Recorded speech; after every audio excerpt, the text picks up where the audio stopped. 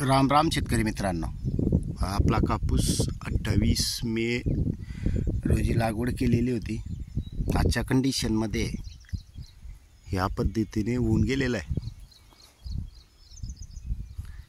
शेतकरी मित्रांनो, विशेष म्हणजे वाढ कमी आणि फळफांद्या जवळ जवळ लागलेल्या आहेत. सर्वात महत्त्वाचे, आपण मागच्या वर्षी तो प्रयोग केलेला होता की कापूस लागल्या आपण 21 दिवसापर्यंत जे नियोजन करतो त्याच्यावर. पण यावर्षी थोडं आपलं राहून गेलेलं होतं, कारण आपण ज्या वेळेला कापूस लागवड केली त्यावेळेला ठिबक सिंचन नव्हतं. नंतर कारण पावसावर आपण कापूस लागवड केलेली होती, त्याच्यामुळे आपण थोडं उगवणशक्तीमध्येही थोडा प्रकार झालेला होता. ते नंतर 7-8 दिवसानंतर आपण सांधन केलं, त्याच्यामुळे थोडं लहान मोठं झालेलं आहे. असो, ते आता क्लिअर झालेलं आहे. पण आता जे सुरुवातीला आपण 24-24-0 हे दिलेलं होतं, ते पण आपण SR कल्चरमध्ये टाकून बॉन्डिंग तोडून दिलेलं आहे. या कापसाला आपण तरी 20 ते 25 किलोपर्यंत दिलेलं आहे. 60 गुंठे क्षेत्र आहे, 1.5 एकर. त्याच्यानंतर आपण आपल्या सर्व काही निविष्ठा घरी बनवलेल्या सर्व A to Z, ते जो आपण फवारणीमध्ये वापर करतो तेच याला आजपर्यंत समजा 6 लिटरपर्यंत आपण दिलेलं आहे एकरी, म्हणजे 30 गुंठ्याला, म्हणजे 12 लिटर आजपर्यंत आपण या पूर्ण क्षेत्राला दिलेलं आहे.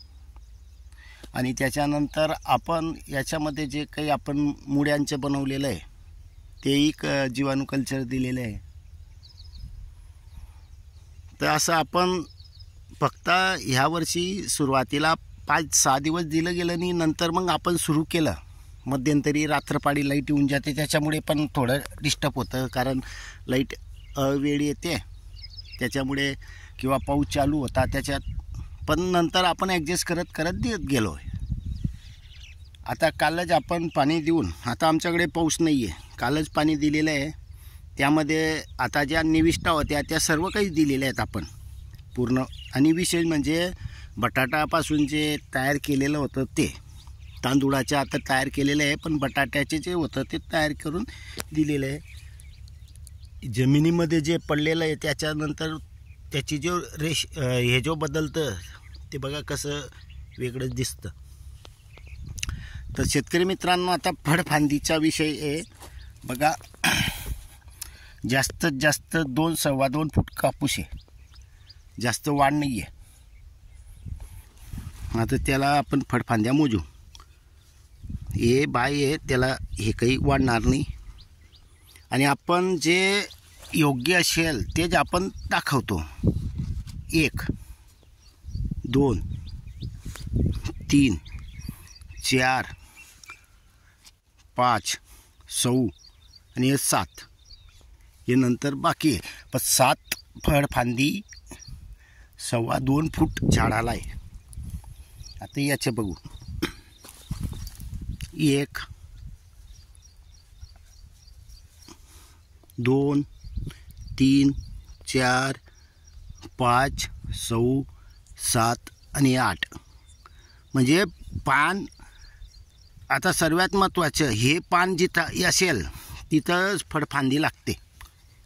आता हे पान नंतर फळफांदी, म्हणजे हा जो भाग आहे हा भरपूर कमी आहे आपल्या ह्याच्यात, आणि हा कमीच पाहिजे.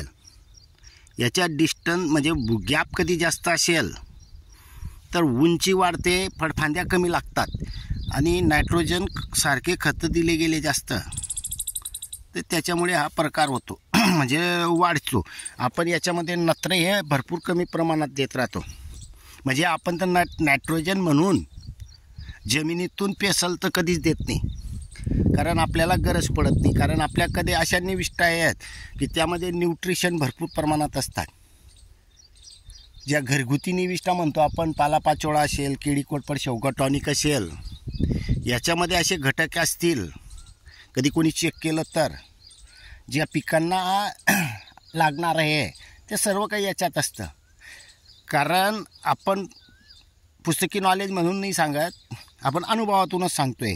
कारण आपण भरपूर दिवसापासून वर्षापासून वापरतो आहे, त्याचे आपल्याला अनुभव आहेत. ते हे वापर केल्यानंतरच आपल्याला परिवर्तन भेटतं आहे.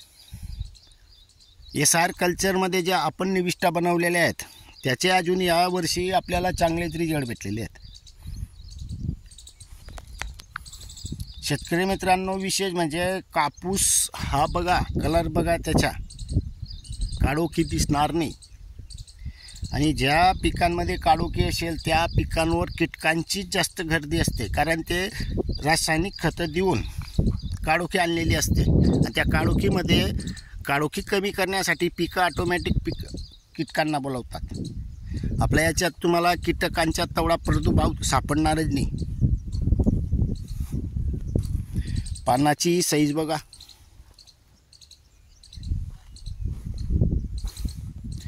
यावर्षी सांदण झाल्यामुळे लहान मोठं झालेलं आहे.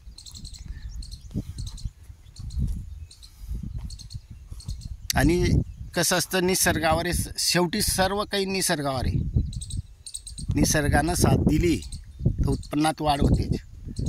शेतकरी मित्रांनो, इतर शेतकऱ्यांपेक्षा कापूस निसर्ग कसाही असो, इतरांपेक्षा आपल्याला उत्पन्नात हमी असते. समजा दुसऱ्याला 2 क्विंटल येईल तर आपल्याला 3 तरी क्विंटल यायलाच पाहिजे, तरच आपण इतकं करून फायदा आहे. आणि विशेष म्हणजे खर्च कमी करून. धन्यवाद.